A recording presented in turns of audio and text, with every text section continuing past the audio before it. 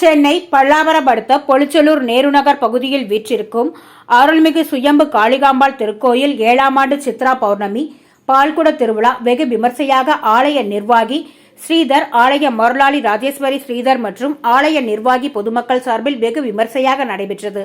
மேலதாளம் முழங்க பெண் பக்தர்கள் தலையில் பால்குடம் ஏந்தி பொலிச்சலூர் மெயின் ரோடு நேருநகர் வீதி உலா ஸ்ரீ சுயம்பு காளிகாம்பாள், ஸ்ரீ வராகி, ஸ்ரீ பிரீத்தியங்கார தேவி அம்மனுக்கு பால்குட அபிஷேகம் வெகு விமர்சையாக நடைபெற்றது. பக்த கோடிகள், ஊர் பொதுமக்கள் ஸ்ரீ சுயம்பு காளிகாம்பாள் பரிபூரண லட்சுமி கடாட்சத்தை பெற்றுக் கொண்டனர். பின்னர் பக்தர்கள் அனைவருக்கும் அன்னதானம் வழங்கப்பட்டது.